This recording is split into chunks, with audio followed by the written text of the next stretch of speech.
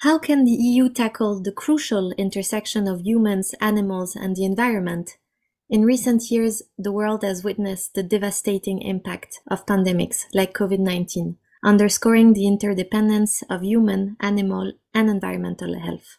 The One Health approach recognizes this interconnection and advocates for a holistic and collaborative approach to disease prevention, surveillance, and response. And this is what we will discuss in today's podcast, part of a series we are very proud to have for you. IDRI, since November, publishes ideas of European thinkers to foster reflections on the future of Europe ahead of the June elections. Agriculture, just transition, biodiversity, we put everything on the table. And all of these blogs are published on IDRI's website under the branding of European States of Mind Reinventing the Deal. In French, l'Union dans tous ses états, réinventer le deal.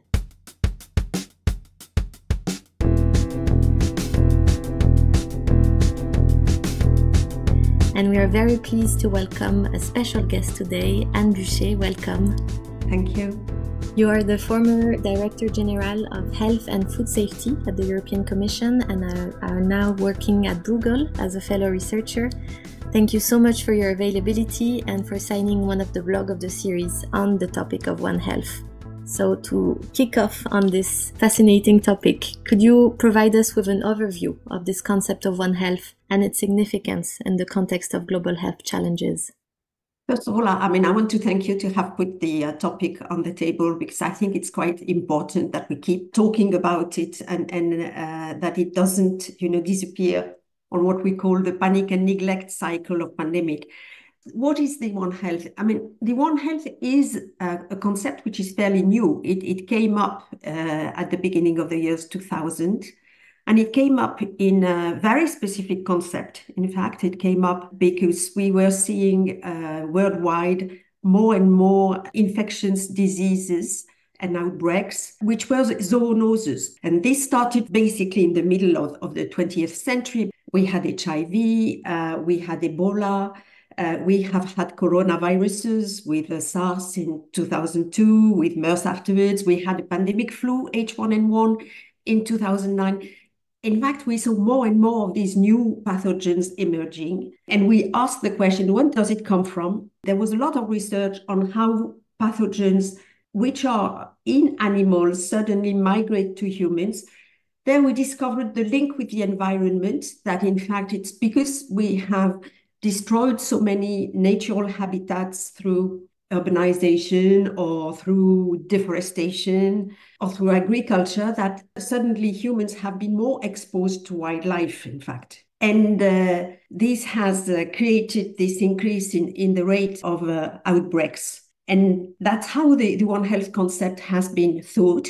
Now it is much broader. I think we have realized that there are much more dynamics than only infections. We also have all the discussions on new bugs, which are coming with climate change, with all these bugs, these diseases which are vector-borne with mosquito bites, the Zika, the chikungunya, and so on. And it is now becoming a global challenge. So it is a global challenge, but first let's look at what the European Union has been doing. Can you tell us how it embraced this One Health approach and how did it deal to the recent pandemics like COVID-19? It's worth making a small historical reminder. Yeah, the European Union has learned about One Health in the very hard way. We all remember that in the 1990s, in the previous century, there was the BSE crisis, the mad cow disease, which was a zoonose, where animals got infected by animal feed,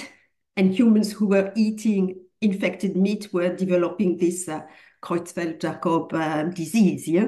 So that at that time, when this happened, the European Union took a radical decision of saying we have to avoid this in the future. We have to make sure that we protect human health and animal health. And that's at that time that the European Union put in place an animal health framework, which is very comprehensive, very stringent, and harmonized for all countries. So basically, it decides on how to monitor the different species. It defines how to vaccinate animals. It defines biosecurity measures in farms, and so on and so on and so on. I mean, everything is in detail harmonized at the EU level. And in fact, in this strange situation where the European Union has much more competence and responsibilities in the field of animal health than in the field of human health. Human health basically is like defense. Already in 1958, it has been kept outside the treaty. Yeah?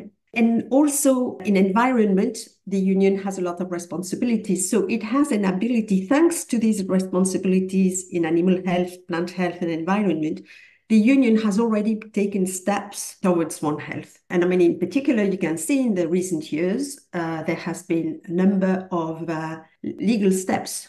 I can take one example. In the field of animal health, we have a legislation on veterinary medicines. And that legislation really puts restrictions on the use of antibiotics in animal husbandry. It really says that antibiotics shouldn't be used for growth promotion, shouldn't be used in a prophylactic context, that antibiotics for animals have to be delivered against the prescription of a vet, cannot be used like this. It says very specifically, for instance, that some antibiotics are reserved for human use. So there's a whole set of measures which has been taken to fight antimicrobial resistance, which is considered one of the major threats for future infectious diseases. Any epidemiologist will tell you in the next 50 years, we're going to have a big problem with antimicrobial resistance, AMR. We have also taken measures in the wake of COVID in the whole water framework, where there has been several pieces of legislations which have been revised, where now, I mean, national authorities, they have to monitor the emergence of new pathogens in waters, in surface waters. There's also some legislations where they are obliged to monitor as well the resistance to antibiotics. So there is right now a number of steps which are taken to have a surveillance which is not linked exclusively to human public health, but also embraces animal health and environment. Yeah. So these are the examples. I'm not saying that the EU has a comprehensive strategy and is really that we have a mature One Health approach, but we have taken steps more than most of our partners in the world have taken. Yeah. Considering this strength that you just mentioned, what role do you see for the EU in leading the global efforts towards a One Health? The EU priorities, they're fully aligned with international priorities. So it's not a comprehensive One Health, but it is mainly focusing on health security issues, which are basically prevention of pandemics and the emergence of new zoonoses and the antimicrobial resistance, the AMR.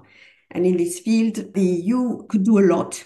In the sense that when the EU gets its act together, and as I said, right now the EU doesn't have a comprehensive One Health approach, but it's developing and it is taking a number of interesting steps. Then, you know, by participating to the international initiatives on AMR and on the fight against pandemic, the EU can really bring what is called the Brussels effect, which is the fact that as a European Union, we are not the major partner in the world, but because we are a multilateral organization, we can bring topics to the international level. And at the end, we impose worst standards. Yeah. And that really happens because when the EU member states, they agree on one approach, on a big challenge like One Health, then they go to the international institutions, they speak with one voice. It's already 27 countries which agree. And then in addition, in this Brussels effect, there's the fact that the EU is also coming with a model for a policy response. It's coming with a roadmap. It brings its experience of building an international compromise. And finally, I mean, the EU is a major partner through its trade and through its development assistance. It does a lot in the area of public health, in the area of rural development, of environmental cooperation with African countries. As I said, we're the first donor in sub-Saharan Africa. And we do a lot also in trade with if you think of what we do with the neighborhoods, with Turkey, with the Maghrebs and so on, where we can also get our standards adopted. So for me, we should do like we have done in climate change, well, like we have done in food safety, like we have done even in the digital area. We have to get our act together, and we have to go to the international level and present our model. Now, to develop some concrete ideas for the future, in your opinion, what are the most promising opportunities for the EU to demonstrate leadership in promoting One Health principles on the global stage, within the EU and internationally? The EU has to do its own homework first, yeah, in the sense that it has an understanding of One Health and it has taken steps, but it's not yet a comprehensive One Health strategy. It's in the making. It's in the making through mainly in the area of health security, where following COVID, we have a framework of coordination with the member states.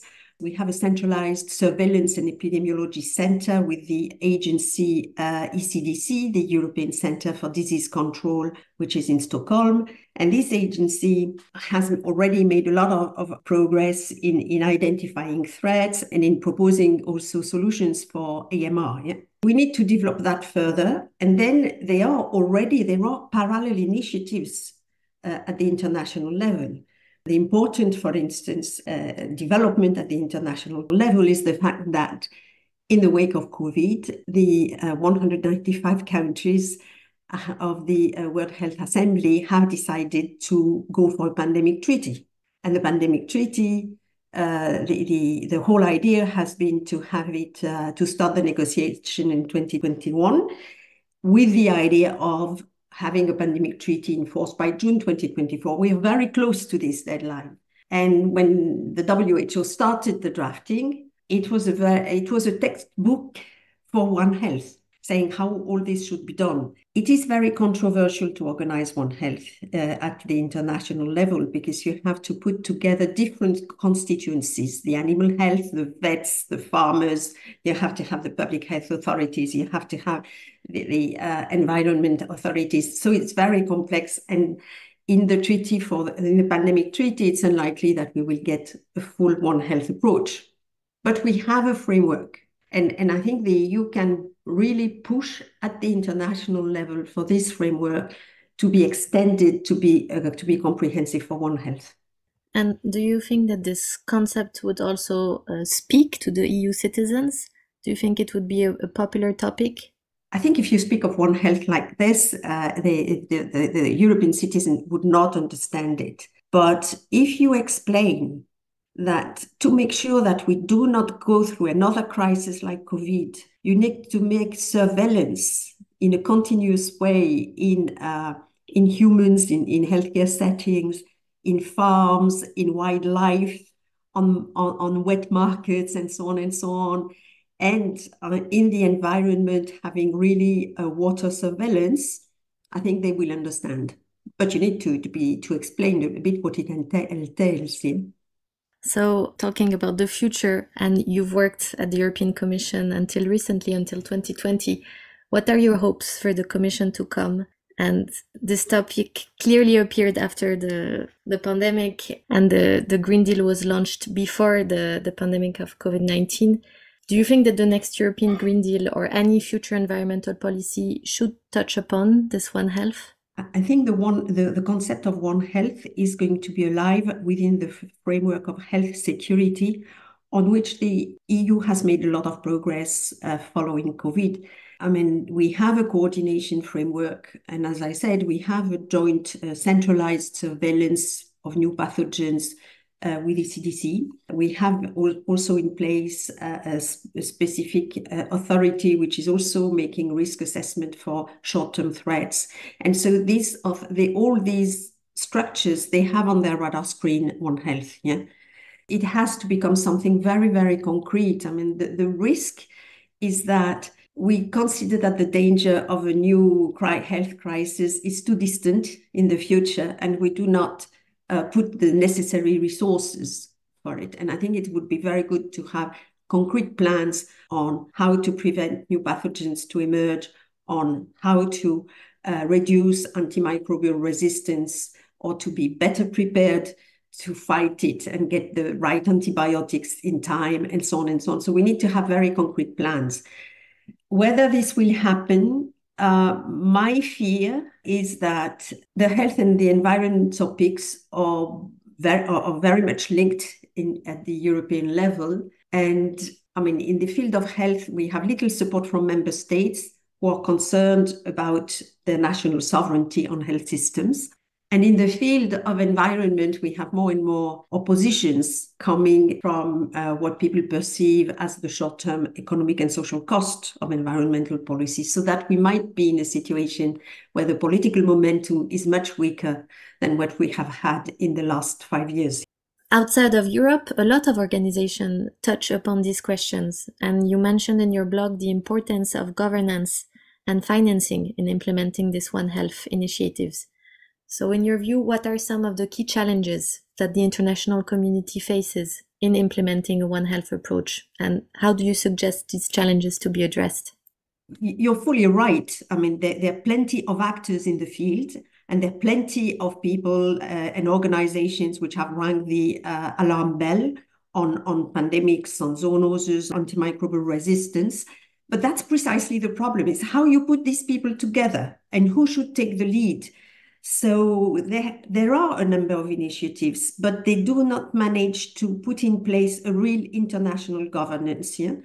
I mean, I can give you one example, for instance. In 2010, there was an antimicrobial resistance alliance which has been set up, and it's 4 organizations which decided to work together: the WHO for human health, FAO for agriculture, the World Animal Health Organization, WHO, and afterwards UNEP for environment joined. Nothing happened. A lot of analysis, a lot of good recommendations, some research, but nothing. And in 2016, the UN mandated these 4 organizations to draft a kind of framework for action. There was a first report in 2018, and we're not there. Nothing has been done since, in 6 years. So that's the difficulty, because you need to get these organizations to work together. For each of these organizations, you need them to impose an agenda and new policy actions to their constituency. And it's not easy. I mean, for FAO to impose something on farmers in the world, for WHO to impose some rules on surveillance or on sampling collections or whatever. Same thing for environment and water monitoring and so on. And so at the end, there is a lot of scientific knowledge, lots of recommendations, but basically no action. And I think with the pandemic treaty, let's wait for June 2024, but we might have the same disappointment. I hear your fears, but to conclude this discussion, maybe can I ask you about any other hopes that you might have for the future of environmental policy linked to these health issues? I think the greatest hope is that there was a convention on the future of Europe where citizens have been asked to make proposals. And health and environment are very high on the agenda. And when you look at at the concrete demands that citizens had for this health and environment, there's a general demand for environmental health to be better taken into account, including the non-infectious diseases, what's coming from the impact of pollution on cancer, incidents, and these types of things. So there's a lot of demand. There's a lot of demand also from the citizens on what they call health in all policies, that they want to make sure that every policy is designed with a proper consideration of impact on health. So there's really a demand for this connection to be established, and that's what gives me some hope that it will happen. Thank you for these last words. It's great to finish on this. Thank you so much, Anne Bucher. Thank you very much. It was a pleasure to be with you. Thank you for taking the subject with interest. I remind our auditors that your full blog is accessible on the IDRIS website, and that today's passionate interview concludes this series of podcasts, European States of Mind Reinventing the Deal, and the other episodes are also available on our website. We hope that these discussions enriched your thinking ahead of the European elections. Thank you to all listeners across Europe and beyond.